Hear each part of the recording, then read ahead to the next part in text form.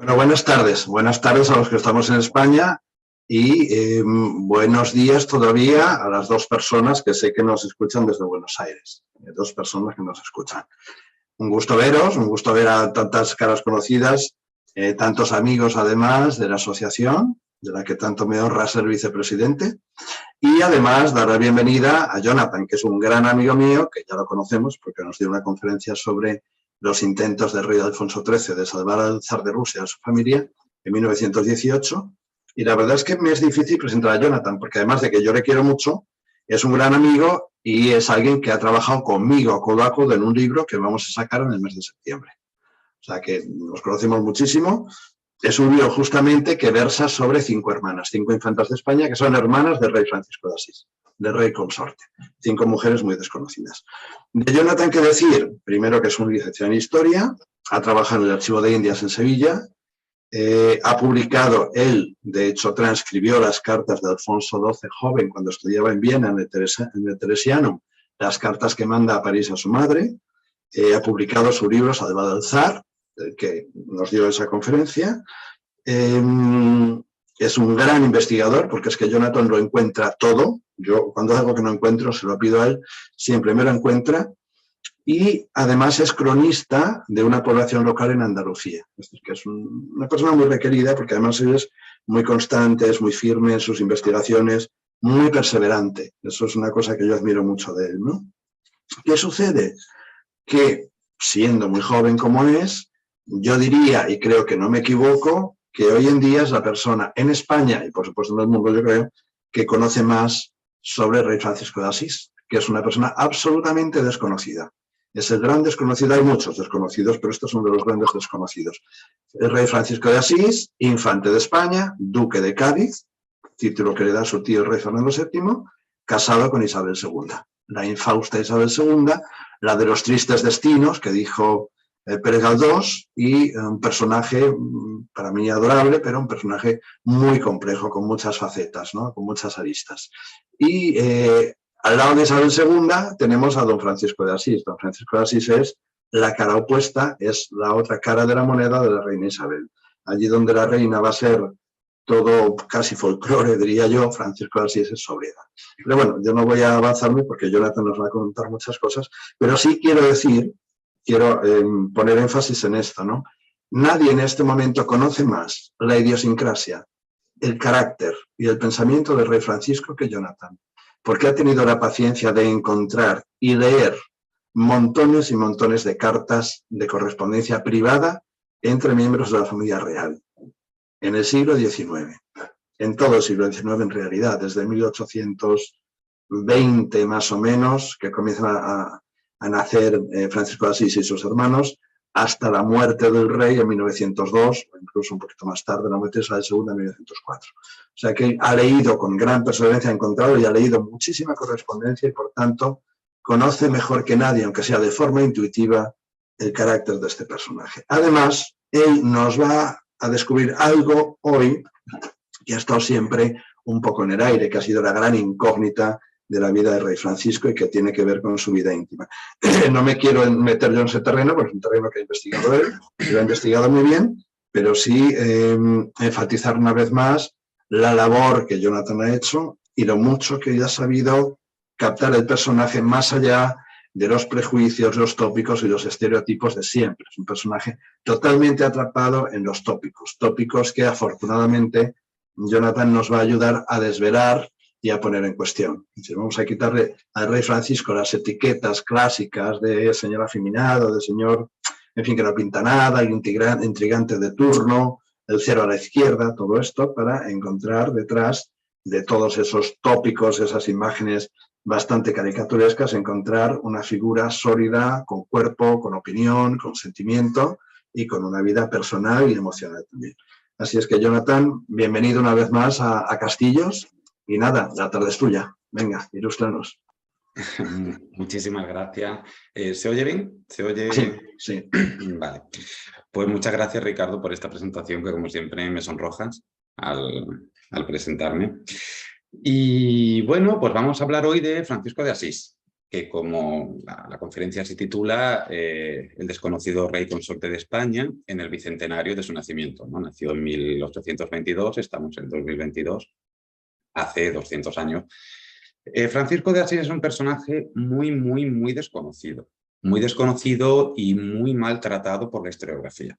Maltratado en el sentido de, como muy bien ha dicho Ricardo, durante su época de rey consorte y luego también durante el exilio que vino después de 1868 a 1902 y luego toda la época alfonsina, la República, el franquismo, se han ido repitiendo muchos tópicos de él, o muchos tópicos sobre él. Lo tildaban, pues como ha dicho Ricardo, de hombre afeminado, pusilánime, estúpido, cornudo, tonto, bueno, todo lo negativo y peyorativo que nos podamos imaginar lo tenía Francisco de Asís, en toda esta historiografía que se ha ido rodeando a su alrededor. Y esto ha hecho, también por culpa de Isabel II, que es el gran personaje del siglo XIX, ha hecho que él siempre esté encumbrado, bien por su mujer, luego por su hijo, luego por su nieto, entonces él siempre ha estado un poco ahí y nunca jamás, ni siquiera en grandes biografías de Isabel II, como la que ha hecho la profesora Isabel Bourdiel, se ha investigado bien a Francisco de Asís. Y además que él también era un hombre muy opaco, porque las fuentes son muy parcas. Él ha sido siempre muy opaco y parece que él, como explicaré un poquito más adelante, había muchas cosas que él quería ocultar, mucha correspondencia se quemó porque él dio orden de eso, es decir, ahí él parece que quería un poco cómo apartar una serie de cosas que iremos viendo. Esta fotografía, bueno, este retrato que se ve aquí es uno de los últimos retratos, está un poco tapado por las cámaras, pero se verá bien, de él ya bastante anciano. Un momentito porque no pasa. Ahora, lo primero que tenemos que tener en cuenta es que en Francisco de Asís es una persona de transición, es decir, se encarna. Él nace en 1822, en plena época fernandina, con su tío Fernando VII en el trono, que es el monarca absolutista por excelencia, aunque él nace en el trienio liberal, pero es el último gran monarca absolutista que tiene España, y él vive casi hasta la mayoría de edad de su nieto Alfonso XIII. Entonces es pues casi todo el siglo XIX. Él empieza... él nace en un trienio liberal que rápidamente se convierte en un absolutismo nuevamente más light que no el anterior, pero un absolutismo. Él vive ese absolutismo, él es partícipe del constitucionalismo de todo el siglo XIX al lado de su mujer y llega hasta el reinado de su hijo Alfonso XII, la regencia de su nuera María Cristina y luego casi el inicio del reinado de Alfonso XIII, porque él muere muy poquito antes de la proclamación de Alfonso XIII como mayor de edad y por lo tanto como rey ya gobernante. Entonces, él ha vivido todo eso y él tiene una opinión. Él tiene una opinión muy clara del absolutismo, muy clara del constitucionalismo y hace que en su mentalidad él tenga como una especie de simbiosis entre absolutismo y constitucionalismo en su idea política. O sea, él todo eso lo mezcla un poco con ese derecho divino de la realeza que viene del absolutismo y un poco luego refrendado por los papeles constitucionales. Es que Francisco es un personaje, como ahora veremos, bastante peculiar y difícil. Es un personaje muy complejo. ¿Quiénes son sus padres? Sus padres son estos dos que vemos aquí, el infante Francisco de Paula, que es el infantito de Goya, que sale muy chiquitito en el famoso cuadro de la familia de Carlos IV, del cual también hay una leyenda negra detrás de que si era hijo de Godoy. O sea, es que viene Francisco de una estirpe de leyenda negra bastante importante.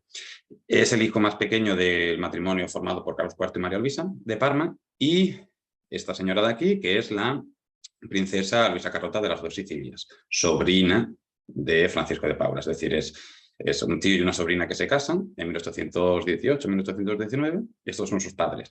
Unos padres que estuvieron rodeados de una leyenda liberal, los llamaban los infantes progresistas. Con Francisco de Paula hay la famosa leyenda de si era un infante masón o no. Es decir, aquí él nace en el seno de una familia liberal y progresista. Por lo tanto, es muy curioso, como veremos también ahora, cómo él, naciendo en esa familia en la que nace, y con unas hermanas, sobre todo con dos de ellas, muy progresistas y muy liberales también, él es muy carlistón, él es muy conservador y también con cierto ápice absolutista. Es algo muy curioso que naciendo de ahí, venga Francisco de Asís. Él nace en el Real Sitio de Aranjuez, 13 de mayo de 1822, y él es nombrado duque de Cádiz. Aquí quiero hacer un pequeño parón porque yo he visto en muchos sitios publicados que él era el tercer duque de Cádiz, porque también le dan el ducado de Cádiz a su padre. El infante Francisco de Paula nunca fue duque de Cádiz. Eso hay que dejarlo muy claro porque muchas veces se ve al infante Francisco de Paula reflejado como duque de Cádiz, incluso la prensa en aquella época, un poquito más posterior, también lo titulan duque de Cádiz, y no, él fue el segundo duque de Cádiz, el rey Francisco. Y aquí vemos la familia donde él nace. El infante Francisco de Paula, su mujer Luisa Carlota, la mayor de todas las hijas que tienen, que es la infanta Isabel Fernandina. Este es Francisco de Paula, Enrique, su hermano, duque de Sevilla, que también lo tenemos que ver ahora. La infanta Luisa Teresa, futura duquesa de Sesa. La infanta Josefa, llamada Pepita. El infantito Fernando, que fallece muy pronto. Y luego tenemos a Cristina y a María, que son las hermanas más pequeñitas. Estos son los hermanos del rey. Aquí está el rey, bueno, aquí es infante de España y duque de Cádiz, pero esta es su familia. Esta es la familia en la que él crece, que es una familia muy curiosa y muy dispar también. Cada uno es de su padre y de su madre. ¿Qué ocurre? En 1829, el rey Fernando VII se casa con su sobrina, la princesa María Cristina de las Dos Sicilias, que es hermana de la madre de Francisco. ¿De acuerdo? Y aquí con este matrimonio es cuando empiezan los problemas. Nacen dos hijas de este matrimonio, la infanta Isabel, futura Isabel II, y la infanta Luisa Fernanda. Y esto hace que cuando Fernando VII muere en 1833, se produzcan las guerras carlistas. Porque el otro hermano de Fernando, Carlos María Isidro, quería ser rey. Él se creía el derecho legítimo de ser rey, lo que pasa que aquí hubo un movimiento político con la pragmática sanción y todo esto que ya conocemos, en lo que se establece, pues no, que la heredera de Fernando sería su hija, Isabel II, a quien se le dan honores de princesa de Asturias desde que nace, y es proclamada reina de España con 3 añitos a la muerte de su padre, y se establece una regencia con su madre, la reina María Cristina, llamada la reina de los moderados, porque el partido moderado que empieza a aparecer en la corte se convierte en una especie de partido de la corte. Y ella es un poco de la reina que controla, la reina de los moderados, que controla un poco el partido moderado. Y empieza una guerra civil entre los isabelinos cristinos, / liberales moderados, versus los carlistas. Y la familia del rey Francisco, que en aquel momento era un jovencito, se rodea del Partido Progresista. Es decir, desde muy pequeñito bebe de todas estas corrientes progresistas que empiezan a entrar a España. Este es un retrato del rey Francisco muy jovencito, uno de los primeros retratos que hay de él muy pequeñito, y este es un poquito ya más grande de cuando estaba sirviendo en Navarra, o de cuando sirve en Navarra como militar. ¿Qué pasa? ¿Qué sucede? En 1838 las hermanas, es decir, la madre del futuro rey Francisco y la reina María Cristina, la madre de Isabel II, que son hermanas entre ellas, tienen una serie de enfrentamientos. Son 2 mujeres muy fuertes, 2 mujeres muy poderosas, 2 mujeres con un carácter bastante importante y empiezan a chocar. Entonces, ¿qué hace María Cristina? Expulsa a su hermana del reino, a su hermana y a toda su familia. Y se van a vivir a París. Y es un exilio que dura de 1838 a 1842. Y van a vivir aquí, al edificio que vemos en la parte superior, que es el Hotel Galifet, que aún parece que se conserva, en el Faubourg Saint-Germain. Y entonces Francisco y Enrique los meten en el Liceo Enrique IV, que son los primeros infantes de España, que acuden a una institución educativa, que no son educados en casa, sino que los mandan al cole, los mandan al colegio. Y allí Francisco, yo he podido ver los informes del colegio y todo indica que era una persona que le gustaba bastante estudiar. Es decir, a él le gustaba mucho la filosofía, la política, le gustaba mucho la historia, hablaba bastante bien el latín, también picoteaba un poco de griego, hablaba francés, es decir, a él le gustaba mucho toda la rama más humanística y tiene unas notas bastante decentes. Entonces él está sobre todo también bajo el amparo del marqués de Sotelo, que es Francisco Amorós, que también fue tutor de su padre. Es decir, él en todo momento crece en un ambiente muy liberal, y se crea un ambiente muy liberal porque en aquel momento en Francia estaba la dinastía Orleans, Luis Felipe, y es una dinastía muy burguesa, es decir, Francisco bebe de toda esta parte tan liberal. Esto es fundamental luego para la imagen que se da de él, porque luego se da de él una imagen muy liberal, que es lo que hace también, en cierta medida, que pueda casarse o no, o que tenga un grupo de apoyo importante para que se case con su prima Isabel II. Este es Francisco de Asís, que es el mismo retrato que hemos visto antes, y aquí abajo tenemos a su hermano Enrique María, duque de Sevilla. Aquí no se ve tanto, pero es verdad que son dos hermanos que se parecen bastante. En muchas fotografías a veces incluso cuesta distinguirlos, se parecen muchísimo. Además se ponían el mismo tipo de bigote, el mismo tipo de perilla. Entonces son dos hermanos que tuvieron, por lo que he visto, cierta empatía entre ellos, se llevaban bastante bien. Y rápidamente, cuando ya por fin termina la guerra carlista y ellos pueden volver a España, porque se acaba la regencia de María Cristina y pueden volver a España en 1841, ellos vuelven en 1842, rápidamente empiezan a enfrentarse. Son dos hermanos que se empiezan a enfrentar porque entran en los llamados matrimonios españoles, que es con quién se casaría Isabel II. Muchas potencias europeas empezaron aquí a ver con quién se iba a casar la reina de España y aparecieron candidatos por todas partes. Aquí tenemos, este es un retrato oficial del infante Francisco, ¿no? Del futuro rey Francisco de Asís, que se empezó a repartir por todo Madrid, porque la prensa progresista daba todo el apoyo a uno de los hijos de Francisco de Paula, que eran los infantes progresistas. Aquí al lado tenemos a Enrique de Orleans, el duque de Aumale, que era hijo de los reyes de los franceses. Tenemos aquí también a Leopoldo de Sajonia-Coburgo, que era pariente de la reina Eugenia, el conde de Trapani. Es decir, aquí son todos estos candidatos, hay muchísimos candidatos. Aquí incluso tenemos más al duque de Montpensier y al conde de Montmorency, que era este señor que aparece aquí, era el hijo del pretendiente carlista, ¿no? del, digamos, Carlos V de los carlistas. Es decir, Isabel II tiene muchos pretendientes con quién se va a casar Isabel II y al final todo va confluyendo. Hay un acuerdo entre Luis Felipe de Francia y Victoria del Reino Unido, todo confluye para que Francisco de Asís se case con Isabel II. En todo este proceso de tira y afloja y todos estos movimientos políticos para casar, ocurre la fuga de su hermana. La hermana mayor de Francisco de Asís se fuga en 1841 con el conde Ignacio Górowski, un conde polaco que tiene pues una mala prensa tremenda detrás. Era un hombre que tuvo una vida bastante intensa ahí en París. Tuvo amantes masculinos, es decir, tiene ahí un lío bastante importante y esto fue una cosa muy de folletín decimonónico que corrió por todas las cortes de Europa, porque fue la primera infanta de España que se casaba de una forma morganática. Y esto fue un duro golpe también para Francisco de Asís, que quería mucho a esta hermana y no aceptaba. Luego sí parece que más o menos lo aceptó, pero al principio no aceptaba este matrimonio. Aún así, fue el único de la familia que fue a Dover, a Reino Unido, y fue testigo de la boda.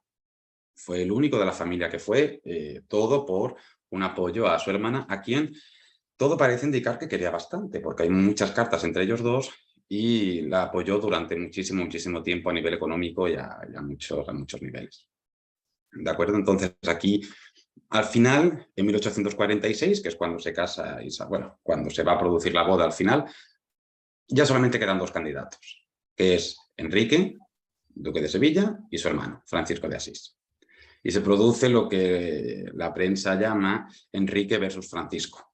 ¿Quién ganará? Hay un artículo de la época que dice eso. ¿Quién ganará de los dos? ¿Quién ganará de los hermanos? ¿Quién se llevará a la reina? En todo esto siempre hemos visto a Isabel II, ¿no? La pobrecita de Isabel II, que se casa con un hombre afeminado, que se casa con un hombre homosexual, pobrecita ella. Que bueno, en parte no es que no sea así, ¿no? Pero, ¿y él qué pensaba? Es decir, Francisco de Asís, ¿qué opinaba de todo esto? ¿Él quería casarse? ¿Por qué se casó? Entonces hay una carta muy esclarecedora, que, bueno, estas dos que se ven aquí son Isabel II y su hermana Luisa Fernanda, así muy jovencitas. Hay una carta esclarecedora, a ver si puedo quitar esto de aquí para poder leerlo. Sí.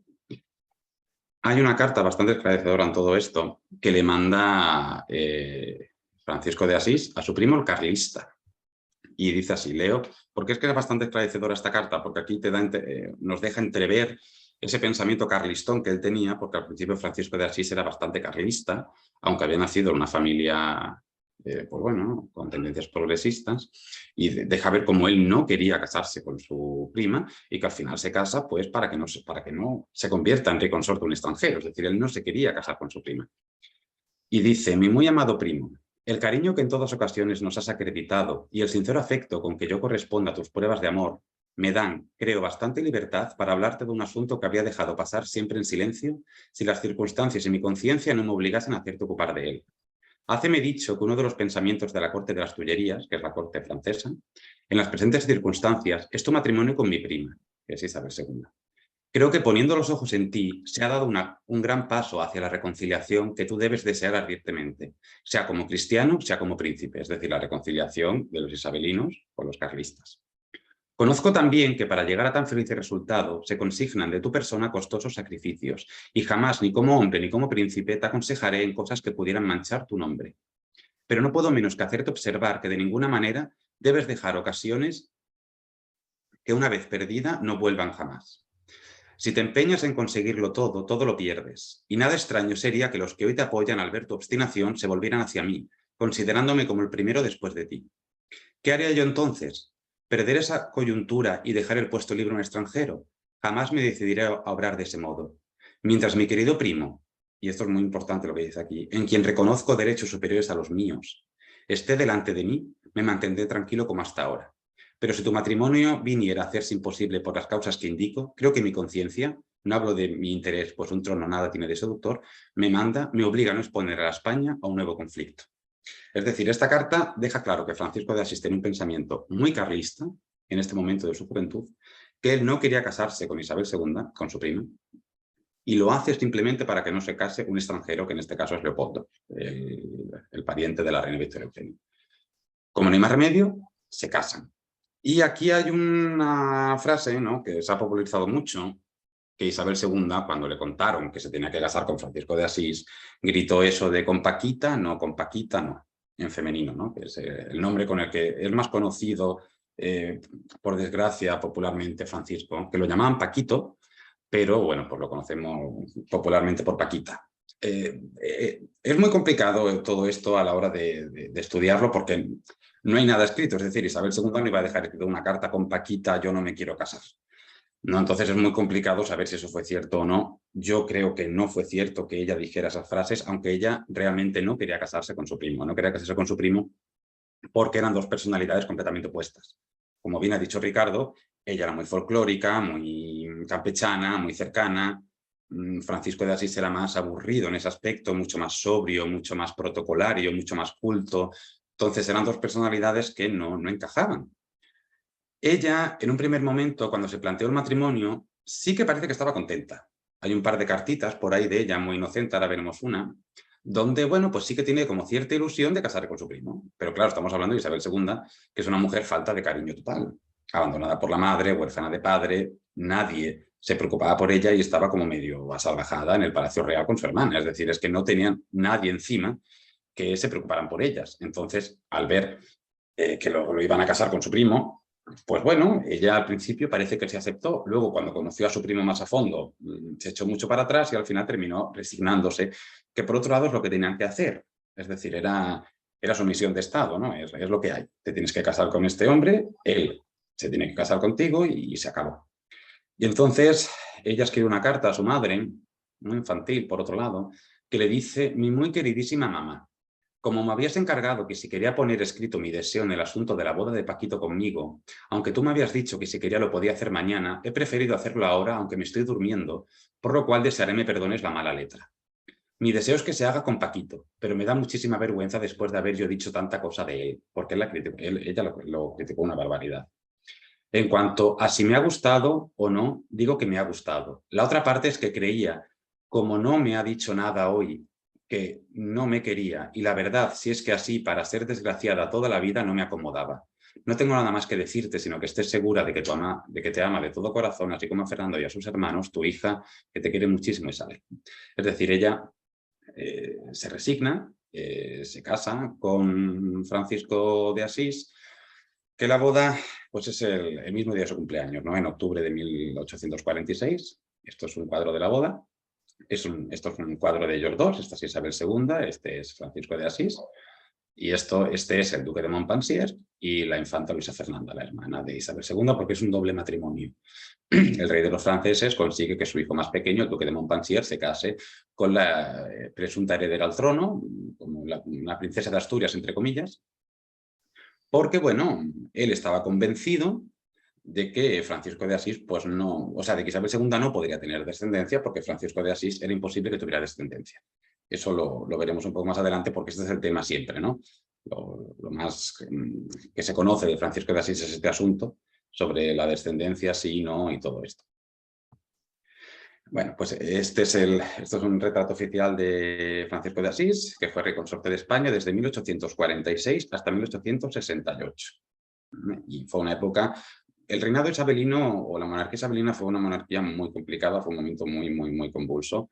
En un primer momento, bueno, pues se dio mucha propaganda a este matrimonio, porque hay que tener en cuenta que aunque él era muy conservador, muy carlistón, con cierto absolutismo dentro, la prensa lo pintaba pues como el rey progresista. Todo esto cae ahora mismo y ahora veremos cómo cae y por qué cae, pero él tenía muy buena prensa. Al principio él tenía muchísima prensa y bueno, los primeros meses bien, pero luego empezaron los problemas. Y es la llamada, voy a subir esto porque no sé si lo veis o no, yo creo que sí. Es la llamada cuestión de palacio. Esto es algo que sí que se ha estudiado bastante, pero yo por lo que veo la gente desconoce mucho lo que ocurrió. Es decir, no hay una cosa aquí. ¿Qué pasó con esta cuestión de palacio? Isabel II estaba disfrutando de un momento de máxima popularidad. Muy jovencita, tenía 16, 17 años, era muy jovencita, y ella entra en contacto con el general Serrano, que es este hombre que vemos aquí, que es el general Bonito. Podríamos estar, esto es una opinión mía, no estoy diciendo que sea cierto, pero podríamos estar ante el primer amante de la reina documentalmente hablando, porque sí que hay una serie de testimonios que hablan de que ahí tuvo que pasar algo, porque la tensión llega a momentos extremos, es decir, se rompe la barrera entre la vida privada y la vida pública de la familia real. Y esto estalla, es decir, esto de que ella tiene una relación con Serrano estalla a niveles de que la prensa incluso, si uno lee la hemeroteca de aquel momento, se habla de esto. Y se habla de que la reina va con Serrano, de que la reina va a la ópera, de que la reina va al teatro, de que hay un baile hasta las 4 de la mañana. Y se ve incluso mucha influencia política, porque Serrano era muy amigo del embajador británico. Es decir, esto se empieza ya como a enmarañar mucho. Francisco de Asís, claro, casi le da un síncope cuando esto ocurre, porque él era muy protocolario, muy de formas, de que no se note, y él se termina yendo a vivir al Palacio del Pardo. Es decir, es que se separan. Y claro, aquí empieza a haber muchísima confabulación política, porque estamos hablando de que la reina públicamente da como una especie de separación oficiosa entre ella y su marido. Y ella le llega a decir pues que se marche a París o que se vaya al extranjero. Es decir, le dice vete de aquí que no te quiero. Hasta ese punto llegan, y esto se hace público, es decir, todo esto se hace público, esa frase de vete a París o vete al extranjero, se lo copia Donoso Cortés, que era un político de la reina María Cristina, le dice, mira lo que dice tu hija de su marido, y luego esto salta a la prensa, se filtra a la prensa, y esto fue un escándalo tremendo. Que los reyes vivieran por separado, que ella tuviera un amante, es que esto fue algo muy, bueno, estamos viviendo una época más o menos parecida, no así, pero hemos tenido momentos así, pues es que esto fue algo bestial. Y él escribe a su primo, el conde de Montemolín otra vez, y le dice, no puedo entrar en los detalles de mi desgracia, pues sería falta de extender a la vergüenza que la hija culpable de la culpable María Cristina, que es la madre de Isabel II, me ha traído a los ojos de todos los puros y leales españoles. Durante mucho tiempo había pensado que el exilio era la peor de las desgracias. Me equivocaba. Carlos, tú eres todavía proscrito en tierra extranjera y envidio la incertidumbre de tu destino, pues yo tengo la certidumbre de mi profunda desgracia. Él se sentía una persona completamente desgraciada. Él lo intentó, hay que decir que lo intentó. Él intentó acercarse a su mujer. Él se aburría muchísimo con ella, él en muchas cartas dice eso, que se aburría muchísimo con Isabel II. Ambos lo intentaron, he dicho él, pero es un poco ambos. Ella también lo intentó, pero es que eran dos personas que no encajaban lo más mínimo. Y además ella entró en un momento de rebeldía. Ella, una adolescente, que se le da el poder, ella se ve como la dueña del sarao y ella no quiere apartar a Serrano de su lado. Prefiere apartar a Paquito, que no le da ningún tipo digamos, de nada bueno, no se siente bien con él, y con Serrano la cosa es distinta. También hay que tener en cuenta que, aunque yo he dicho lo de amante documentalmente hablando, no es algo que sea real. Es decir, yo no puedo afirmar que de verdad Serrano fuera categóricamente el amante de Isabel II, pero sí que tuvieron una relación que trajo muchísimos problemas. Hasta que al final, en todo esto, llega Narváez, pone orden, Serrano se va, vuelve Paquito en octubre, creo que es, sobre septiembre-octubre de 1847, y el matrimonio llega a una especie de entente cordial. Es decir, vamos a dejar de formar tanto escándalo y vamos a intentar tener una vida más o menos decorosa a nivel público. Y eso es lo que empiezan a tener a la vez que Francisco de Asís va recibiendo como pequeñas bombas de su familia que le van dando. Por un lado, en 1847 se produce otro matrimonio desigual dentro de su familia. Recordemos que su hermana mayor se había casado con un conde polaco, pues su otra hermana, la infanta Luisa Teresa, se casa con José Osorio de Moscoso y Carvajal, duque de Sesa, una familia que desciende de los Trastámares, del gran capitán y todo esto. Es una familia muy importante de la nobleza española, pero no deja de ser un matrimonio morganático. La Casa Real le da su aprobación, es decir, la reina permite que su prima se case con este señor, pero ya es un matrimonio morganático. Y inmediatamente después, su hermano, Enrique, duque de Sevilla, se casa contra la voluntad de la reina con Elena de Castelvicelli, que era la hermana del conde de Castellá, que se casa a los estados pontificios, es decir, en el Vaticano.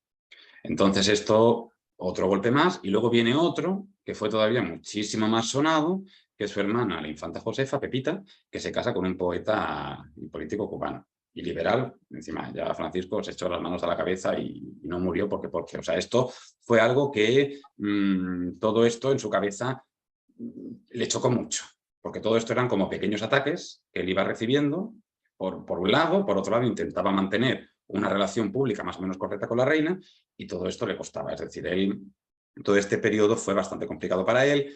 Él aconsejó a Pepita que se esperara, porque fue todo, si estamos viendo, fue todo muy seguido. Casi que se iba a divorciar él con la reina en 1847, se casa su hermana con el duque de Sesa, se casa su hermano con la hermana del conde de Castellá, entonces le dice a Josefa, espérate, no te cases todavía y menos con un poeta cubano, hombre, pero se casa. Pepita era una infanta que bueno, ella, eso lo reflejamos bastante bien, Ricardo y yo, en el libro. Era una infanta que, bueno, se casó por amor, un poco así porque le dio un poco la gana y también un poco en rebeldía. Ella era una mujer bastante rebelde y mientras más le decías no hagas esto, pues más lo hacía, ¿no? Y es un poco así. Y entonces se empieza a conformar en esa época lo que viene siendo la camarilla del rey. Isabel II tenía camarilla, pero era una camarilla más que iba evolucionando con el tiempo. Una camarilla que no paraba de entrar y salir gente. En cambio, la camarilla del rey era una camarilla mucho más pequeña. Y esta camarilla no deja de ser una reminiscencia del pasado absolutista de Fernando VII. Es decir, esto es como una reminiscencia absolutista que queda en Palacio. Y era gente alrededor del rey excesivamente conservadora. Por esto cae la imagen progresista del rey. Es decir, esa imagen pública que se había dado del rey tan progresista, tan liberal, cae por culpa de esta gente que hay a su alrededor, que es el padre Fulgencio López, que era el confesor de su madre, la famosísima monja de las Llagas, Sor Patrocinio, Martín Rodón, que luego hablaremos de este señor también, Juan Quiroga, Serafín García de Soto, que era el conde de Clonard, Trinidad Balboa. Con el conde de Clonard, ¿qué pasa?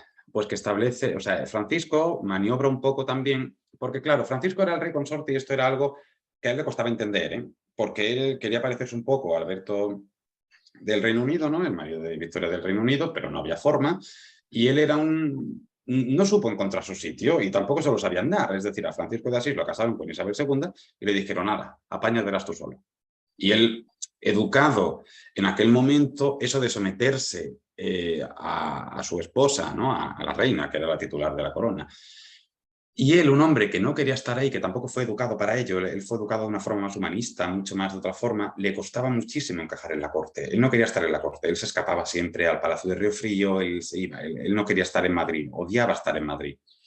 Entonces él le aconsejaban constantemente que intentara manipular mucho a su mujer y por eso se produjo este ministerio relámpago, porque él presionó a Isabel II para que el conde de Clonar pues fuera proclamado presidente del Consejo de Ministros, un Consejo de Ministros que duró 27 horas, un día y poquito más.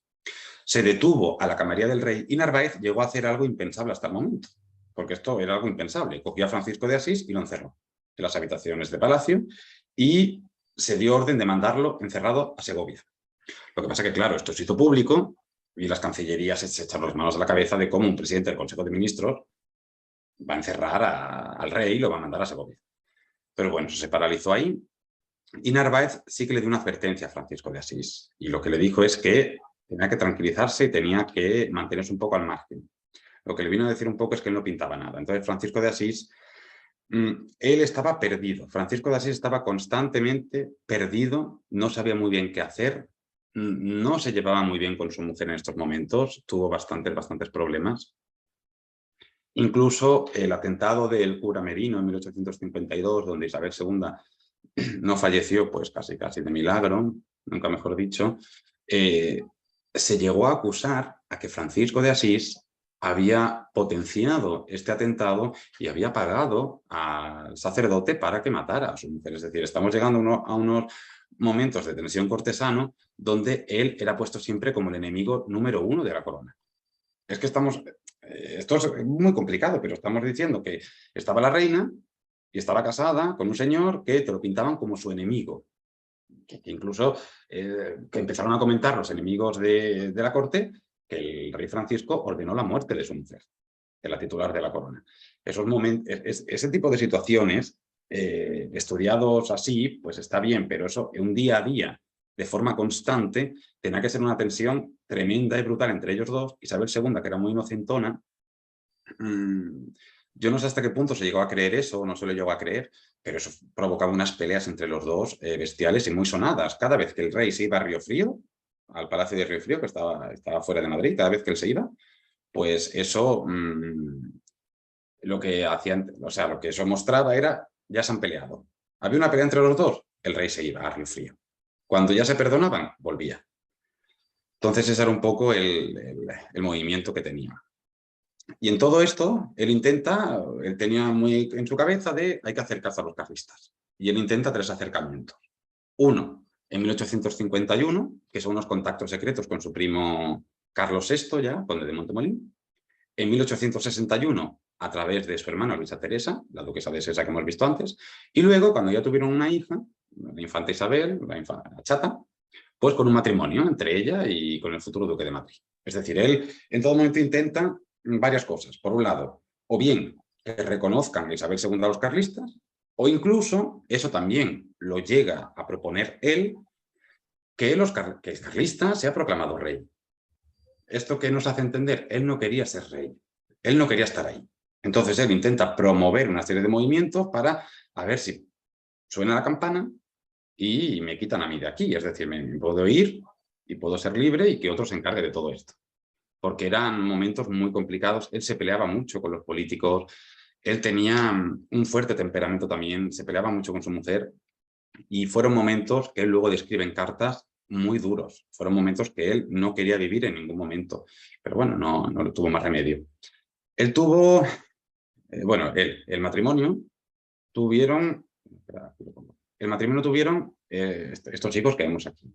Luis, Fernando, María Isabel, que era la chata, Isabel la chata, María Cristina, Francisco de Asís, el futuro Alfonso XII, Concepción, Pilar Paz, Eulalia y Francisco de Asís, Leopoldo.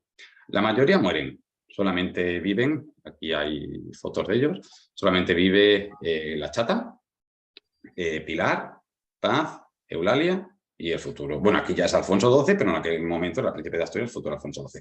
Estos son los únicos hijos que viven del matrimonio. Los demás, pues o mueren muy chiquititos o mueren al poco de nacer o en la infancia. Ahora, vamos a los temas candentes, a los temas morbosos. ¿Son o no son hijos de Francisco de Asís? De Isabel II sí, eso no podemos entrar en duda. Entonces, ¿son o no son hijos del rey consorte o de los múltiples amantes que le ponen Isabel II, que te la pintan como una especie de reina ninfómana dentro de esa misoginia que hay todavía en la historiografía? Pues mira, lo primero que hay que tener en cuenta es, y es algo que tenemos que creer a pies juntillas, Isabel II y Francisco de Asís tuvieron que mantener relaciones sexuales, por lo menos el intento. Es decir, esto que hay aquí, que se ha llegado a decir que ellos dos nunca tuvieron relaciones sexuales, sí tuvieron que tener relaciones sexuales. Es que estaba intrínseco en su ADN hacer todo esto. Es decir, esto ellos lo tuvieron que hacer. Luego, por otro lado, el embajador francés escribió que el rey Francisco, cuando nacía un niño, ordenaba hacer unas máscaras del niño, es decir, se le ponía arcilla al niño, en la carita del niño y se hacía una máscara para ver si se parecían a él o no se parecían a él. Esto evidentemente abre el abanico de que Isabel II podía tener amantes, pero también abre la puerta de si él quería saber si se parecían a él o no, es porque tenía que mantener relaciones sexuales con su mujer, porque si no, él sabía perfectamente que esos hijos no eran suyos. Él tiene dos dudas que sí tenemos claras. Una de ellas es con la infanta María Cristina, que nace en 1854. Y esto lo escribe el embajador de Francia, que dice, pero su majestad el rey, estando quizá persuadido de que la niña que acababa de nacer no era hija suya, se negó a traer la bandeja según exigía la ceremonia, porque a los infantes e infantas recién nacidas los ponían una bandeja de plata y los presentaban en la corte, ¿no? Había una habitación llena de nobles y grandes de España y el rey pues tenía que pasear al niño en una bandeja. Y solo consintió en hacerse ver junto a la marquesa de Pobar, que lo verificó, mientras que el presidente del Consejo de Ministros decía, señores, su majestad el rey presenta a la serenísima infanta, etc. El rey guardó profundísimo silencio. No pudo dar a entender con mayor claridad que no reconocía a la prole. Eso lo describe el embajador de Francia en una carta, bueno, un informe, mejor dicho, muy esclarecedor. Y luego están las dudas que tuvo el Papa Pío IX. Al Papa Pío IX se le pide ser el padrino del futuro Alfonso XII. Entonces, el nuncio apostólico en España le mandó esto. Quiera Dios que, dando a luz un varón, no se abran campo las dudas sobre la legitimidad del mismo y, consiguientemente, el derecho de suplantar a la hermana en la sucesión a la corona. La hermana era la chata. La reina ha asegurado que el padre de la prole que espera es de su augusto esposo, pero en una carta amatoria al oficial de referencia ha escrito de su puño y letra que dicha prole debe atribuirse a ese oficial en cuyas manos está la carta. Ese militar pues era posiblemente Puigdemont, ¿no? Eso no se aclara en la correspondencia del nuncio. Pero claro, estos son, digamos, los dos hijos donde sí que se plantea documentalmente posiblemente una ilegitimidad de los hijos con Francisco de Asís. Igualmente, él oficialmente los reconoció a todos y él, que era un hombre muy complicado, muy despegado, que no era nada cariñoso, en su medida sí que intentó siempre tratar con cariño lo que él entendía como cariño a sus hijos. Eso sí que es cierto. Les hacía muchos regalos, estaba pendiente de su educación, siempre manteniendo una distancia que Isabel II no mantenía tanto. No, a la hora de la verdad, esta gente no tenía la cercanía, digamos, más de familia burguesa que tenemos hoy en día, ¿no? Pero Francisco de Asís era mucho más frío que Isabel II. Sí que trató a todos sus hijos por igual, pero sí con estos dos sí que hay ciertas dudas de su legitimidad o ilegitimidad. ¿Vale? Entonces, por otro lado, seguían los problemas con la familia paterna. Por un lado, la infanta Amalia, su hermana, se casa con el príncipe Adalberto de Baviera, porque él, Francisco, estaba empeñadísimo en que, como había habido tantos matrimonios desiguales en su familia, pues que las dos hermanas que quedaban se tenían que casar con miembros de la realeza. Consigue que su hermana se case con el príncipe Adalberto de Baviera y que su otra hermana, la infanta Cristina, a la que llamaban la boba, porque se le suponía como que tenía algún tipo de limitación intelectual, se casara con el infante Sebastián Gabriel. Entonces sí que consigue por lo menos que estas dos hermanas suyas se casen, como él diría, decentemente. Que no se diluya más la sangre de Luis XIV, que llega a decir él en una carta que se estaba diluyendo ya demasiado la sangre. Y por otro lado, este es el infante Francisco de Paula, ya mayor, el padre del rey Francisco. Siempre dicen que es clavadito a Godoy, y yo aquí lo veo súper Carlos IV. Esa cara es la cara de Carlos IV. Esta es su segunda esposa, Teresa Redondo, porque se casa en un segundo matrimonio y tiene un hijo, que es el duque de San Ricardo. Esta señora fallece, el padre fallece también, y este niño pues se queda solo. ¿Y quién se queda con él? Francisco de Asís, su hermano, o su medio hermano, que empieza a ser como una especie de padre putativo para el chico, y siempre están juntos. Bueno, esto lo he puesto aquí a modo de curiosidad. La pareja real hace muchísimos viajes a toda la zona de Valladolid, Toledo, Extremadura, Castilla y León, Asturias y Galicia, Aragón, Alicante, Baleares y Barcelona, Andalucía y Murcia. El rey Francisco va en solitario a Francia, luego van al País Vasco. Bueno, esto lo he puesto un poco como curiosidad porque son estos primeros reyes que hacen un recorrido por toda la geografía para dar un poco de propaganda a la Casa Real. Estas son unas fotos muy graciosos de ellos. Ahí está la reina Isabel II con esa pose tan curiosa que pone ella en la foto. Y entramos en otro tema polémico, en la sexualidad de Francisco de Asís. Y este asunto se llegó a tratar también en 1846 con eso de que Luis Felipe decía que como el rey Francisco era homosexual, pues no podía tener descendencia. El hecho de que sea homosexual no hace que no pudiera tener descendencia. En la realeza y en el pueblo llano ha habido casi el 100% de los homosexuales que se casaban con una mujer y tenían descendencia. Igual pasaba con las lesbianas que se casaban con un hombre y tenían descendencia. Es decir, la orientación sexual no impide que tú tengas descendencia o no impide que tú puedas tener relaciones sexuales con el sexo opuesto.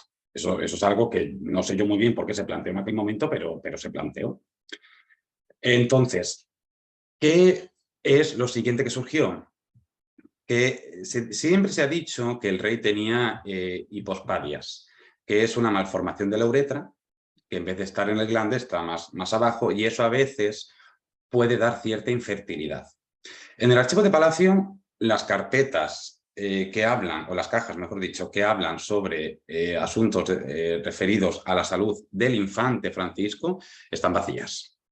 Simplemente hay un informe que habla de que unos médicos de Nápoles han venido a verlo desde muy pequeño, entonces tendría 5 o 6 años, y han venido a verlo para ver el problema que tiene. Y luego, estando en el exilio en París, en 1841, creo que es, y luego en el 45, también va un médico y lo tratan. Entonces, eso siempre ha dicho que era hipospadias. Ahora, es algo que planteo yo, no es algo que sea real, pero es algo que yo intento plantear. Por cosas que yo he ido viendo en la correspondencia, por cosas que yo he ido viendo también en memoriales, he llegado a pensar que tal vez Francisco de Asís padecía algún tipo de intersexualidad, lo que se conocía antes como hermafroditismo. Posiblemente Francisco de Asís bien pudiera ser hermafrodita, o algún tipo de hermafroditismo, hermafrodita tal cual, pero algún tipo de hermafroditismo, como tal vez pudo tener su vieja tía abuela, sería su tía abuela, la infanta Pepa, la infanta Josefa Carmela, y como un descendiente de Eulalia también tuvo problemas en los genitales, un hijo de Eulalia, el infante Luis. Yo he escuchado una grabación de voz del rey Francisco que se guarda en Epinay. Tiene una voz excesivamente aflautada, lo que se puede decir de forma un poco así más chusta, una voz muy femenina, tiene una voz muy aflautada, muy fina. Y hay ciertas cosas ahí que posiblemente den a entender eso, de que puede ser que el rey sea hermafrodita. Y se abre el campo de los amantes. Martín Rodón, que fue su secretario personal, que estuvo en esta camarilla de 1849, bien pudiera ser su amante, porque hubo ahí un problema. Cuando él era infante y estaba en Navarra, a Martín Rodón lo expulsan y Francisco de Paula, el padre del rey, le dice que lo acoge, que acoge a Martín Rodón, para aliviar las habladurías sobre la excesiva familiaridad que había entre Martín Rodón y Francisco de Asís. Pero luego también se ha dicho que él fue amante de la condesa de Campolange y de la soprano Hortensia Schneider. Con Hortensia seguro no. Con Hortensia seguramente que no. Lo que pasa es que Hortensia, o sea, él iba a digamos, a todas las funciones que hacía Hortensia en París, en el exilio, estamos hablando ya más adelante. Hortensia iba mucho a ver a Francisco en el exilio, pero era una relación más de amistad. No eran amantes, pero sí que se llegó a hablar mucho de que pudieran ser amantes. Pero no hay pruebas, es decir, no hay pruebas de que tuviera amantes femeninas. Y aquí entramos en el famoso Antonio Ramos de Meneses Morillas Carreño, primer duque de Baños. Este es el que todo el mundo dice que era el amante oficial de Francisco de Asís, el fiel Meneses, pero nunca nadie ha encontrado nada que diga si de verdad eran amantes o no eran amantes, o eran pareja, porque más que amantes, esto, si a la hora de la verdad hay que hacer caso de estas historias, más que amantes, era una pareja, porque estaban siempre juntos. Meneses aparece de la nada como diputado de Valderrobres y hay una polémica tremenda, porque de 322 votantes que tenía Valderrobres, obtiene él 322 votos, es decir, mayoría absoluta. Un señor que aparece de la nada, allí en Teruel, y de golpe porrazo obtiene la mayoría absoluta y se convierte en diputado en Cortes.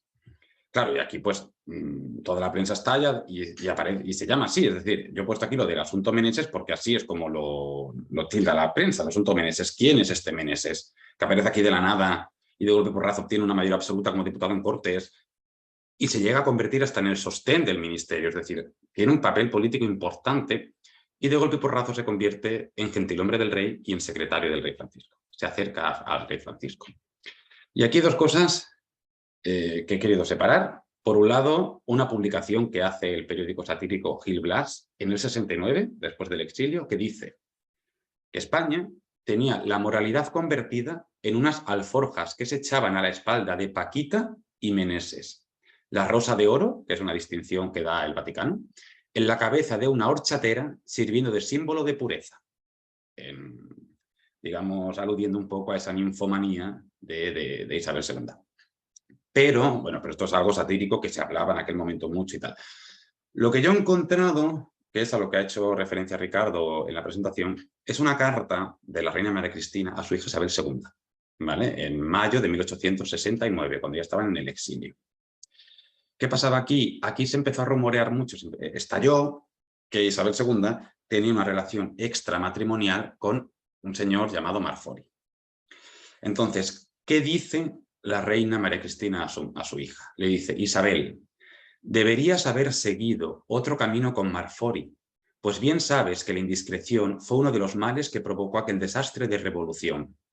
Hubiera sido mejor seguir el camino de Paquito con Meneses, mucho más discreto, menos turbulento y, sobre todo, con una influencia mucho menor el uno sobre el otro, pues el importante, es decir, Paquito, siempre supo mantener al otro en su sitio.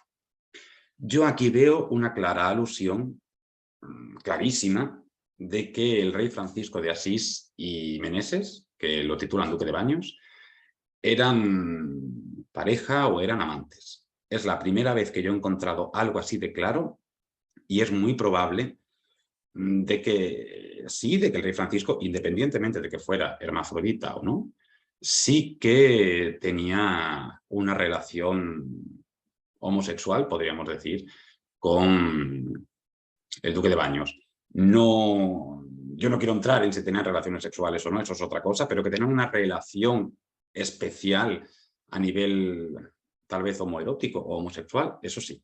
Eso es algo que yo creo que con esta carta, donde la reina María Cristina dice eso, queda bastante sentado. Aquí vemos, pues son de las últimas fotos oficiales que se hizo Francisco de Asís con Isabel. Son de las pocas que hay. Perdón, de las últimas que hay. Y aquí se produce ya luego la revolución y caída en desgracia. En 1868, en septiembre de 1868, se produce la Gloriosa y los Borbones son expulsados de España y se van a vivir pues, a Francia. protegidos por Napoleón III y Eugenia de Montijo. Se publica un libro ilustrativo que se llama Los Borbones en pelotas, y que, bueno, la autoría se le dan a los hermanos Becker, no está muy claro, y pintan, aquí vemos al rey Francisco con los cuernos, simbolizando que su mujer le ponía los cuernos, que le era infiel, y masturbándose, porque lo llaman el rey consorte, primer pajillero de la corte. En los Borbones en pelotas se hace una clara alusión a esa supuesta homosexualidad de Francisco de Asís y le dan, digamos, muchísima feminidad. Es decir, lo convierten... Claro, hay que entender un poco la simbología que se le daba en aquel momento a la homosexualidad. Él lo tildan de que tenía el rol pasivo, por lo tanto era el que tenía, digamos, el rol femenino y por lo tanto era un hombre que no tenía virilidad. Y al no tener virilidad, era un hombre, pues que no era hombre, que era Paquita y no Paquito. Eso no lo digo yo, eso es digamos, cómo se entendía en aquel momento pues todo esto. Entonces, fue un rey muy vilipendiado por todo eso y eso de los Borbones en pelotas corrió por todas partes. Se empezaron a publicar cosas así, bueno, se dio una imagen, la caída en desgracia de la imagen del rey fue esa, porque se le aparecieron imágenes de él. No sé si habéis visto esas ilustraciones y algunas son bastante detallistas, todo relacionado con el sexo, porque hay que tener en cuenta que Isabel II y Francisco de Asís son dos figuras vilipendiadas a través del sexo. Ella como ninfómana y él como homosexual. Es ahí, y aún hoy en día Isabel II es vista con mucha misoginia y Francisco de Asís con muchísima homofobia. O sea, eso se sigue viendo hoy en día y lo tenemos ahí metido, que a veces es algo que no lo vemos, pero está ahí. Y entonces empieza la época del exilio, que es de 1868 a 1902. Este que hay aquí es la última foto que hay de Francisco de Asís, que hay ya con su bigote y esa muy parisí en todo. Y esa es de las últimas fotos que hay de él. Él al principio se va a vivir al pabellón de Rohan y ahí se produce, bueno, luego se va al pabellón de Isabel, que es el Palacio de Castilla, vive allí días, como quien dice, porque se produce la separación. Es decir, cuando llegan al exilio, los reyes deciden separarse. No separarse civilmente, es decir, no que haya una separación civil, sino de yo me voy a vivir a un sitio, tú a otro. Y se separan. Un poco como hicieron Alfonso XIII y Victoria Eugenia, pues un poco igual. Cada uno se fue por su lado y los abogados se ponen de acuerdo. Isabel II le pasa una pensión, que creo que son 150.000 reales anuales, creo que es eso. Y bueno, le da una serie de días para poder visitar a los hijos. Y él se va con su hermano San Ricardo, este niño chiquitito que hemos visto antes, que la acoge como un hijo, y se va a viajar por Europa. En ese tiempo ocurre en España, porque los han expulsado, en España hay un movimiento hay que buscar un rey, para ver a quién coronamos o proclamamos como soberano, y se produce el duelo de Carabanchel, el duque de Montpensier, casado con la hermana de Isabel II, en un duelo con Enrique, duque de Sevilla, que es el hermano de Francisco de Asís. Hay un duelo con pistolas y el duque de Montpensier mata al duque de Sevilla. Eso fue muy traumático para Francisco de Asís. Francisco de Asís recoge a sus sobrinos y los manda a estudiar al Liceo Enrique IV.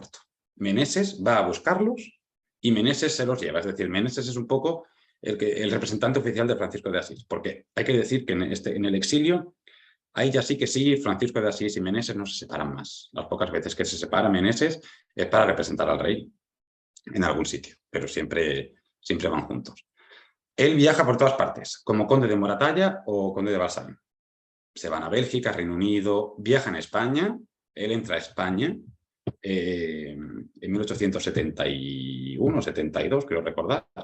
Se van también al Imperio Austrohúngaro, Alemania, Egipto, el Imperio Otomano, Dinamarca, él se va por todas partes. Y en todas partes donde iba, menos en España, por supuesto, tenía cierto recibimiento por el monarca de turno, la persona que mandara por allí. Él vio a Victoria del Reino Unido, por ejemplo, vio a los reyes de Bélgica, vio a los reyes de Dinamarca, conoció al zar Alejandro III y al zar Alejandro II también.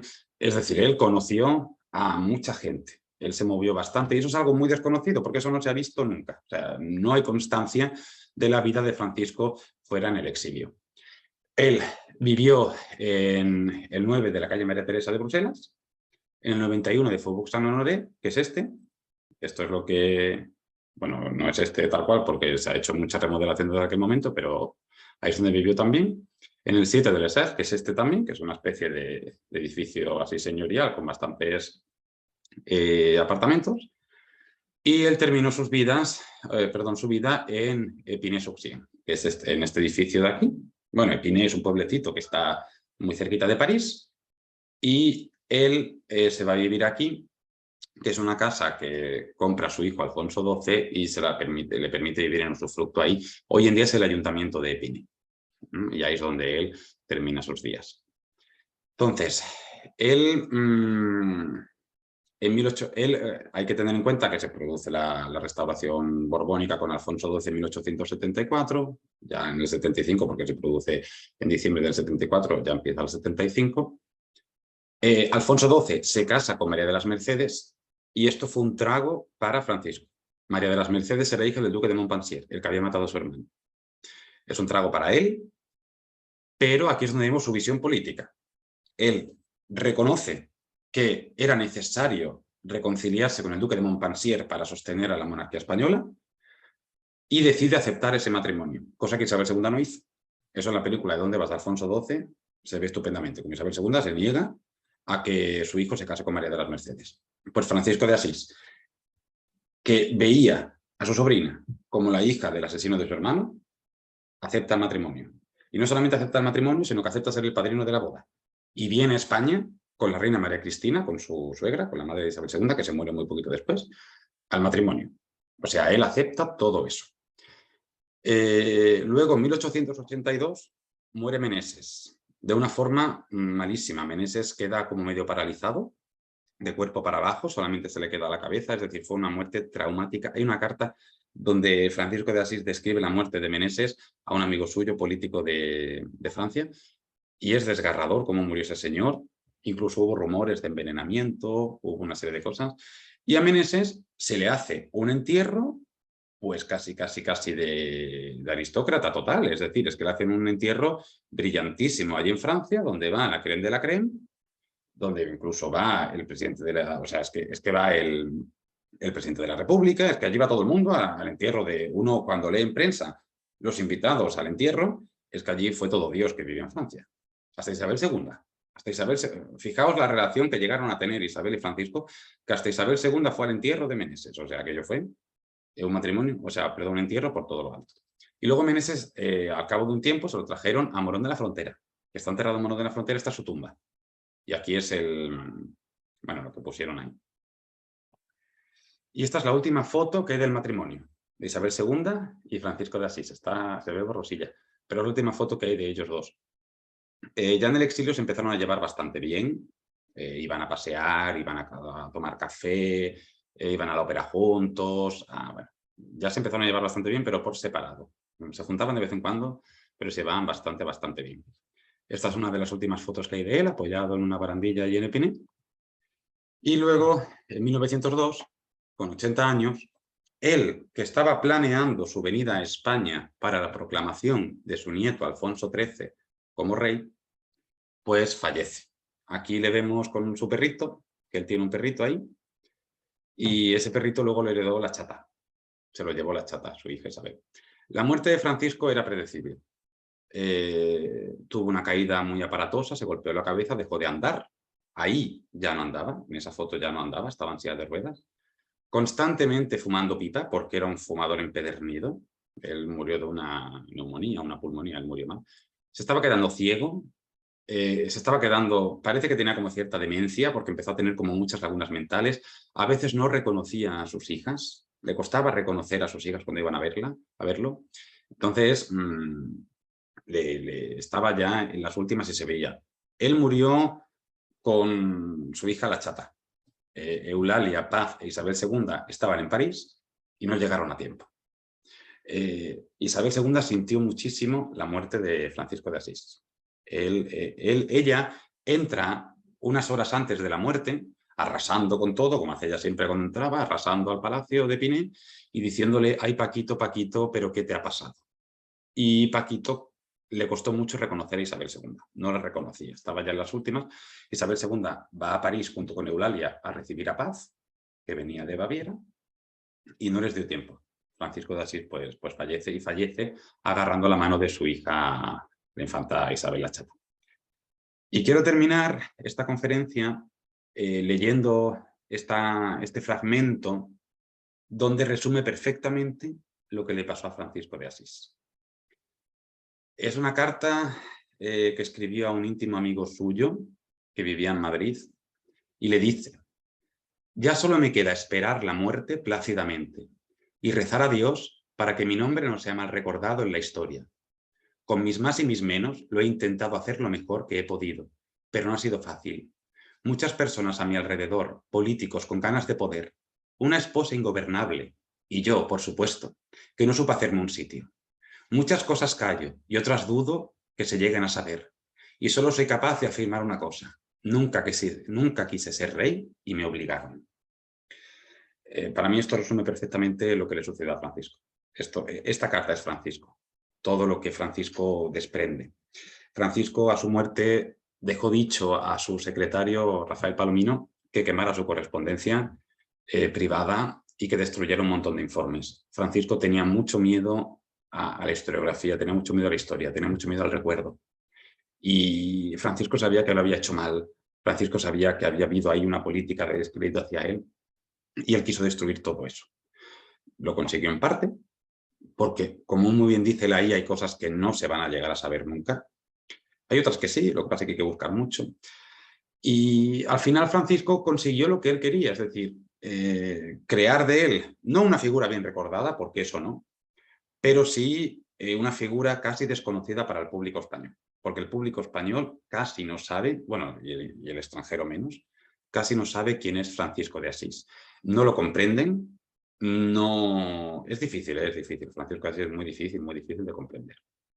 Pero nadie nunca ha querido entrar a su figura, a su personalidad, apartando los tópicos, que es lo que hay que hacer, porque Francisco de Asís hay que verlo desde un punto de vista mucho más neutral, como un señor que no quería estar ahí, le obligaron a estar, fue mal aconsejado, no fue educado para ello nunca, y se encontró en una corte donde todo el mundo quería apartarlo, y él no entendía muy bien por qué lo querían apartar. Y cuando por fin se va a Francia y él solo se aparta, todo el mundo lo llamaba, porque era mucho más sensato presentar al rey Francisco que no a Isabel II. Entonces, él se encontró siempre en el lado equivocado. Y al final, pues Francisco fue un hombre incomprendido y que vivió como pudo ese matrimonio y esa relación con Meneses, que en aquel momento pues vivió una relación pues bastante buena dentro de lo que cabe, y con Isabel II pues tuvo sus más y sus menos, pero bueno, terminaron bastante bien, una especie de entente cordial. Y ya está, no hay mucho más que contar en esta charla. No sé si tenéis algunas preguntas, lo que queráis preguntar, si me he dejado algo en el tintero y queréis que hablemos de eso, ya como queráis.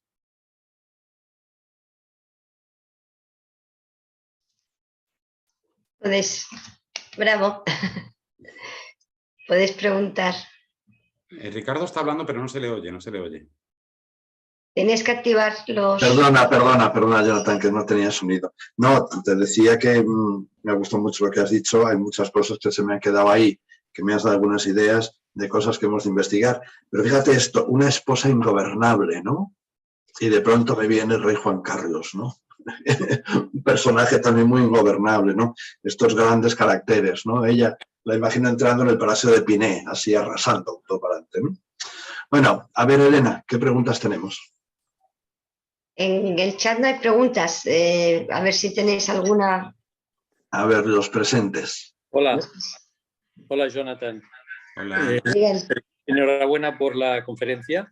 Yo te quería preguntar, bueno, has puesto como dos hijos que posiblemente pues, no eran legítimos, pero yo recuerdo, me parece que la infanta Paz se llevó a su castillo en Baviera a su padre biológico, creo que era Tenorio, si no recuerdo mal.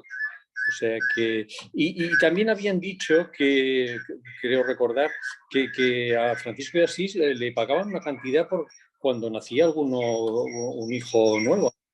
No sé qué hay de cierto en todo ello. Sí, Bueno, claro, yo he hablado de estos dos infantes, la infanta María Cristina y el infante Alfonso, futuro Alfonso XII, porque es lo que yo he encontrado. Verás, yo lo que intento hacer siempre es buscar documentación oficial, o sea, una documentación verídica que hable de todo esto. Lo que comentas de que Paz se llevó a Tenorio, sí, o sea, esa parte es cierta, pero yo no he encontrado nada que diga que la infanta Paz tenía que Tenorio era realmente su padre o no dentro de documentación oficial. Ahora, que sí que es verdad que está. Para que se lo llevó a su palacio. Bueno, eso habría que preguntárselo a ella. A ver, que posiblemente, o sea, yo no estoy negando que no sea Tenorio el padre de Paz, posiblemente podríamos afirmar que ningún hijo era de Francisco de Asís. Si yo no digo que no, es decir, yo no estoy diciendo que no. Lo que pasa es que sí quiero aquí hacer mucho hincapié en que ellos intentarlo lo tuvieron que intentar. O sea, eso que dicen de no, intentarlo lo tuvieron que intentar. Posiblemente el primer hijo que nació, que murió muy prontito, pudieron ser de los dos. La chata sí que tenía cierto cariño por Francisco de Asís. ¿Quién sabe si la chata era, en vez de Arana, que creo que decían que era el padre de la chata, era Paquito? Pero sí, posiblemente Tenorio era el padre de Paz. Sí, es muy probable. Pero yo he visto, o sea, yo he cogido estos dos porque son, digamos, dos infantes donde los diplomáticos sí hacen esa referencia y dicen, oye, que hay dudas, que no, posiblemente, o sea, que hay dudas por parte del rey. Porque Está bien documentado. Claro, el rey sí que reconoce a Paz, ¿no? La saca en el paseíto este de la bandeja de plata y la pasea por la corte. Pero no quiso hacer eso con María Cristina. Y dijo, no, yo con ella no.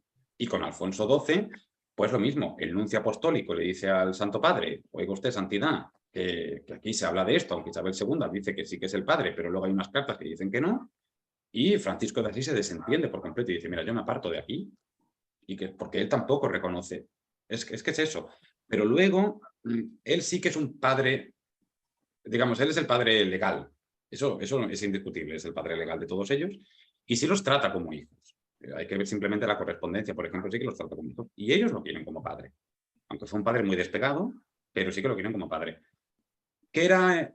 Si me preguntas a mí la opinión, yo no sabría qué decirte. Yo dudo mucho realmente de que los hijos de Isabel II sean de Francisco de Asís.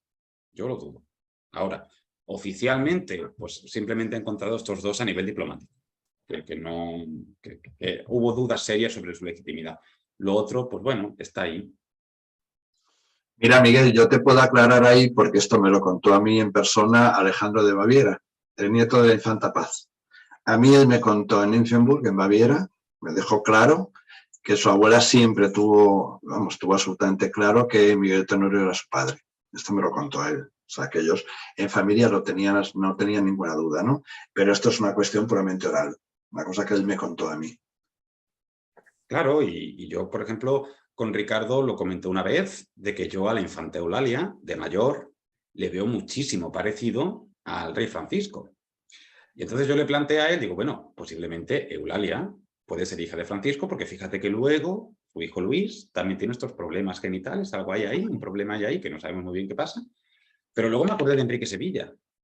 Y yo creo, Ricardo, yo creo que te lo comenté a ti, te lo dije, digo, mira, es que Francisco y Enrique son muy parecidos. Entonces, claro, pero la idea, lo que a mí me han contado, lo que yo he podido llegar, es que Eulalia podría ser hija del duque de Sevilla, de don Enrique. Claro. Y esto me ha venido por varios lugares, ¿no? Sí. Claro, por eso ese parecido con Francisco, porque Francisco se parecía mucho a su hermano, sí, sí, y por eso esa cosa que le pasó a Luis, que no sabemos muy bien lo que es, y que posiblemente pues era lo mismo que le pasaba a Paquito, pero en épocas distintas y con tratamientos médicos distintos, claro. Claro, sí. Muchas gracias. Nada. Bien, ¿alguien más tiene alguna cuestión, alguna pregunta? Yo quiero hacer una consulta. El parecido de los hijos, si no eran hijos de Francisco de Asís, ¿podrán ser ellos eran doblemente primos, Isabel II y Francisco de Asís? Los hijos pueden ser parecidos también por su madre solamente, porque estaban muy de los dos lados, eran primos hermanos, ¿no? Claro, ellos eran primos hermanos, además, eso era todo muy lioso con esta manía de los Borbones, ¿no? Porque fíjate que Francisco de Paula, o sea, los padres de Isabel II, Fernando VII y María Cristina, eran tío y sobrina. Lo mismo ocurría con Francisco de Asís, eran tío y sobrina, y a la vez los padres eran hermanos, porque la madre de Francisco y la madre de Isabel eran hermanas y los padres eran hermanos. Es decir, aquí hay una endogamia brutal y tremenda. Isabel II, pues es muy Borbón dos Sicilias. Se parece mucho a la hermana de Francisco de Paula, es decir, a su tía, se parece mucho a la reina María Isabel de las Dos Sicilias, se parece mucho a su prima Amalia, que luego se casa con el príncipe Adalberto de Baviera, es decir, allí hay mucho parecido en todo eso. Y con los hijos pasa igual, claro, si allá hay una endogamia tan clara, por un lado tiene que venir el parecido. Jonathan, di Carlos. Pregunten, después pregunto yo. Ajá, mira, alguien pregunta, bueno, dice que ha sido una conferencia magnífica, y dice 2 dudas. ¿El hijo pequeño era de Carlos Marfori? El menor de Isabel II si era de Marfori. Y la segunda pregunta, si el rey quiso ser enterrado en el Escorial por voluntad propia. Hombre, yo lo que si el hijo era de Marfori o no, es que eso sin pruebas de ADN es muy, muy, muy complicado. Lo de que el rey quiso ser enterrado en Épinay, sí. O sea, el rey Francisco tenía muy claro que él, es lo que hemos hablado antes, él era muy protocolario y él sabía claramente que él tenía que ir a Épinay, o sea, al Escorial. ¿Qué ha preguntado a Épinay? ¿A Épinay o al Escorial? Escorial. El Escorial. Él quería ser enterrado en el Escorial, por supuesto. Su padre, por ejemplo, Francisco de Paula, ¿no? Su padre quiso ser enterrado en San Francisco el Grande, ¿no? En la iglesia de Madrid, y es el rey Francisco quien dice, no, mi padre se entierra en el Escorial porque eres un infante de España, debe enterrarse allí. Pues él también tiene muy claro eso, sí, él quiso enterrarse en el Escorial, por supuesto. Bien, más cosas. Bueno, te dan las gracias por la conferencia, muy interesante. Menudo meneo de reyes teníamos en el siglo XIX, magnífica conferencia. Bueno, todos agradecen, muy buena información. ¿Alguna pregunta más por aquí? Yo quiero hacer una pregunta más. Del hermano ese pequeño de Francisco de Asís, que él se llevó a los viajes, ¿qué fue de él? ¿Se sabe? Sí, el duque de San Ricardo es hijo, como he dicho, de un matrimonio morganático que tiene su padre, ¿no? Francisco de Paula con Teresa Redondo. Ese muchacho nació muy enfermo, él tenía diabetes y él muere en 1873.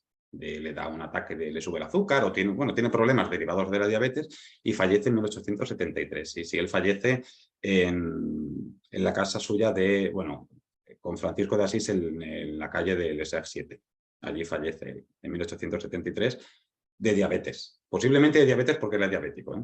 Pero sí, fallece muy jovencito. Y él era como Francisco era como una especie de padre putativo para él. Además, Francisco de Paula, el padre de Francisco de Asís, viendo que le llegaba la hora de su muerte, porque era ya un infante bastante mayor, fomenta ahí la relación entre los dos. Empuja mucho al duque de San Ricardo a que se lleve bien con el rey Francisco. Es más, Pico de la Mirandola, creo que fue, cuando murió San Ricardo, en su esquela que publican en la prensa española lo dice. Dice que se tenía una relación estupenda los dos hermanos. Y Francisco de Asís se lo llevó, se lo llevó a vivir al Palacio Real cuando muere su padre. Cuando estalla la Revolución, se lo lleva a vivir a Francia y siempre estuvo con él. O sea, en ningún momento se separaron. Él estuvo siempre con él, se lo llevó de viaje. O sea, si Francisco de Asís vio a la reina Victoria, pues el duque de San Ricardo también la vio, porque estaban siempre juntos. Eso sí. Bien, gracias. Una consulta. En Madrid hay un lugar que se llama Platería Meneses, que yo escuché que la reina Victoria Eugenia, cuando volvió en 1969, creo, cuando fue el bautismo del actual rey VI, dice, aquí está Platería Meneses, y por eso yo no conozco Madrid. Y quería saber si era algo de Meneses, este amigo de Francisco de Asís, si tiene algo que ver esa platería. Pues no sabría decirte, vamos, yo no sé qué relación puede haber ahí. Es como Meneses, muy curioso eso, mío. Sí, no, pero mira, Meneses era un señor, Meneses era un don nadie. Es decir, Meneses era un señor que vivía en un pueblo de Sevilla, hijo de un barbero, o sea, que era un señor que estaba ahí. Y él sí que entra en Madrid de la mano de una sobrina de Pío IX, del Papa Pío IX. Entra en relación y es ella quien le presenta a la monja de las llagas, a Sor Patrocinio, y Sor Patrocinio introduce a Meneses en el círculo del rey Francisco. O sea, así se lleva. Meneses era descrito como un señor muy guapo, muy atractivo, con barbita, ojos claros, y era tenía que ser un dandy, ¿no? Un señor muy seductor, y que se llegó a pelear con un hombre en una fonda, en una especie de bar, ¿no? En algún sitio, una cafetería o algo así, allí en Madrid, que criticó al rey Francisco. Entonces el rey Francisco quiso conocerlo también así, es decir, la monja de las llagas se lo introdujo, pero luego el rey Francisco se enteró de que él lo había defendido en una pelea callejera, como quien dice, que lo habían criticado a él, y lo quiso conocer. Y Meneses era un señor que, ya te digo, es que apareció de la nada. Y de golpe y porrazo, allí en Valderrobres, es que obtuvo mayoría absoluta. Eso, a la hora de la verdad, en la prensa decía una mano poderosa ahí detrás, que posiblemente fuera el rey Francisco, porque es imposible que un señor que no conoce a nadie y que no vivía en Valderrobres consiga todos los votos de esa zona. Y llegó a ser un personaje político. Es más, su expediente está en el archivo del Palacio de las Cortes, y fue un señor que lo llamaron el sostén del ministerio, es decir, el sostén del Consejo de Ministros. Fue un señor que apoyó a Narváez en algunas medidas, en otras no, y fue un señor que políticamente tuvo su enjundia, es decir, políticamente tuvo su actividad. Habría que ver ahí si el rey Francisco influía o no influía en Meneses para que, bueno, las ideas políticas de Francisco se hiciera un poco lo que él quería en las Cortes. Eso, pues bueno, está ahí, pero la última carta no, perdón, la carta que yo he puesto de la reina María Cristina a su hija, deja muy claro que Francisco de Asís sabía poner en su sitio a Meneses. Porque Francisco de Asís supo poner en su sitio a Meneses y hay una relación bastante buena. Es decir, no es como en las relaciones que se le suponen a Isabel II, que era el amante quien controlaba a la reina. Aquí es al revés. Y es el rey, no quien controla al amante, sino quien sabe poner en su sitio al amante. Y fue un amante que duró, o un novio, si lo queremos llamar así, una pareja, que duró muchísimo tiempo. Estamos hablando que empezó en 1859, 1860, hasta 1884 con la muerte de Meneses. Es decir, es una relación muy larga y duradera. Jonathan, una última pregunta que hace aquí Alejandro. Pregunta si de Fernando, el infante Fernando, de Fernandito, el hermano del rey Francisco, ¿se sabe algo? Sí, él en 1854, aquí en España estalló una revolución, en Madrid sobre todo está una revolución, rodean el Palacio Real una horda de personas cantando el himno de Riego, entonando el himno de Riego. Francisco de Asís se asusta y sale fuera al balcón y le dice a un general: oiga usted, disuelva a esta gente que viene a atacarnos. Luego él entra y le dice a Isabel II: bueno, yo no tengo nada que ver, te viene a buscar a ti o a tu madre, yo de aquí me voy, ¿no? Entonces él está ahí. Y su hermano Fernando, algo que hemos descubierto Ricardo y yo, porque yo tampoco tenía mucha idea de eso, Fernando estaba estudiando para ser sacerdote o, bueno, entrar en la carrera eclesiástica. Él volvía del seminario cuando la horda digamos, de revolucionarios, de manifestantes, inunda las calles de Madrid. Casualmente pasa por allí el embajador de Francia, lo reconoce y lo sube al carruaje y se lo lleva corriendo a la embajada porque digamos, la manifestación de gente iba avanzando por las calles y se lo llevaron porque era un infante. No lo vamos a dejar el infante aquí con esta gente cantando el himno de Riego detrás. Se queda con él en la embajada y es en la embajada de Francia donde fallece. Un infarto, un ataque de ansiedad que se le fue de las manos. Algo pasó ahí, pero Fernandito, o el infante Fernando, muere en la embajada de Francia en 1854, de un ataque de algo. Algo le pasa a ese chico, se asusta, tuvo que pasar muchísima ansiedad, porque era un chico que estaba siempre estudiando, metido en un seminario. Entonces a lo mejor se asustó mucho de ver todo eso, fue rescatado casi in extremis y allí fallece. Y queda el cuerpo allí unos días hasta que todo se asienta y por fin el infante Francisco de Paula puede ir a buscar el cadáver de su hijo. Él fallece allí en la embajada de Francia aquí en España. En Jonathan, Nacho tiene una pregunta para ti. Nacho, adelante. Hola.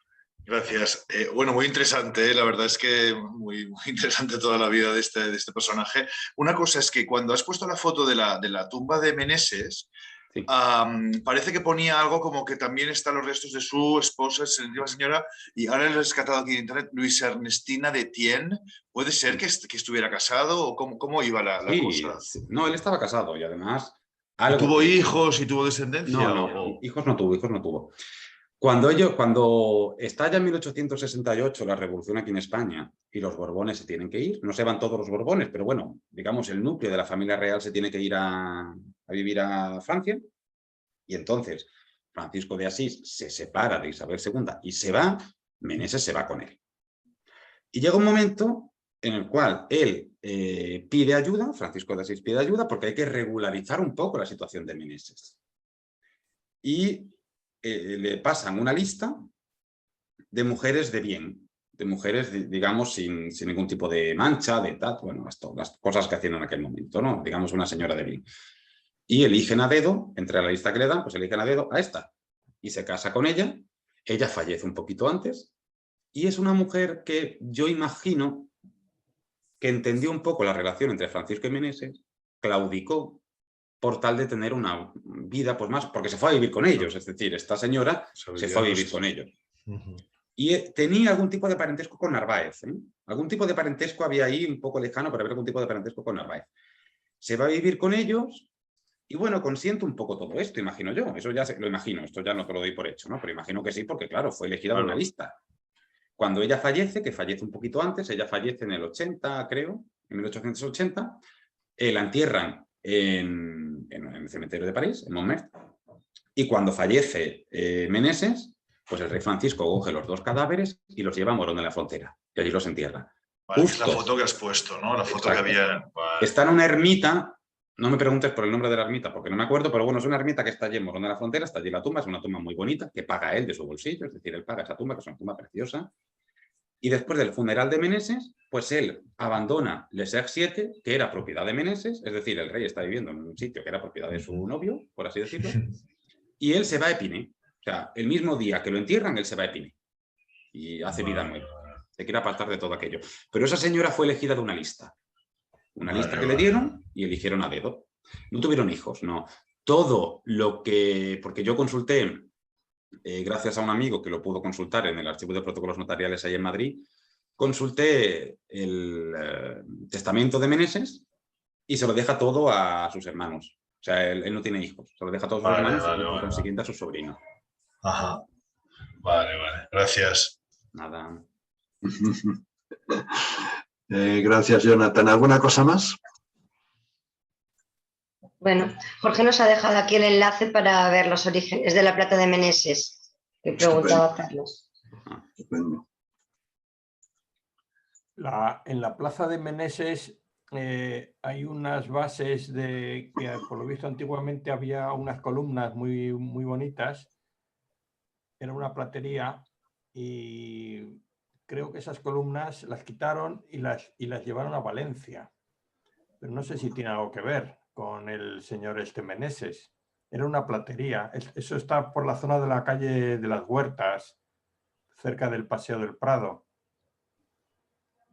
No sé si tendrá algo que ver, pero vamos, allí en una excursión más que excursión, un paseo con castillos de Madrid, estuvimos viendo las bases de las columnas que están en el suelo, unos redondeles, y dice, pues aquí había unas columnas muy impresionantes, parece ser, que las quitaron y las llevaron a Valencia. Ahora, si tiene algo que ver con el Meneses de Francisco de Asís, pues no lo sé. Yo ni idea, la verdad que no tengo ni idea. Ellos eran de Sevilla, ellos eran andaluces. No sé, yo la verdad no sabría decirte. Lo voy a anotar para mirar, pero vamos. No sabría decirte si tienen que ver o no. Muy bien. ¿Algo más?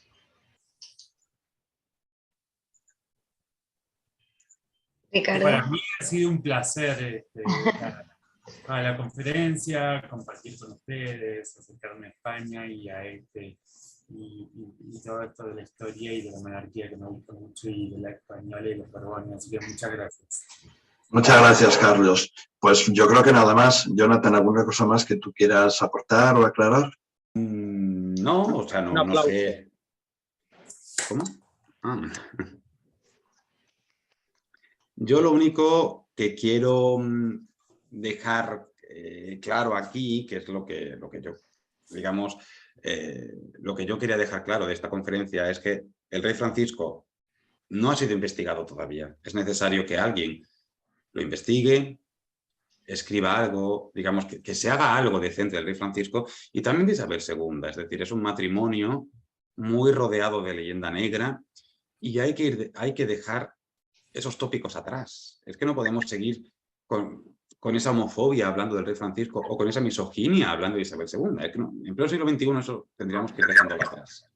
Y sin miedo, pues hablar de Isabel II, de sus amantes, si es que los tuvo, de Francisco de Asís, de que era homosexual y de que tenía una pareja, un novio, lo que sea, con este Meneses. Es decir, hay que perder esos miedos y hay que romper los tópicos. Eso es lo que yo quiero que os quede claro, de que hay que quitar los tópicos de esta pareja, de Isabel II y de Francisco de Asís, y bueno, pues empezar a ver la realidad, que es una realidad muy distinta a la que nos han pintado. Estupendo, muchas gracias. Pues bueno, Jonathan, quizá que contemos contigo en algún momento para alguna otra cosa. Perfecto, aquí estoy. Muchas gracias. Elena, Muchas tú gracias. despides. Bueno, ¿no? Gracias a todos y hasta la próxima. Hasta la próxima. Gracias por estar. Hasta luego. Gracias, Jonathan. Gracias. Lo colgaremos luego. la conferencia en el Sí. canal. Gracias. Perfecto. Adiós. Gracias.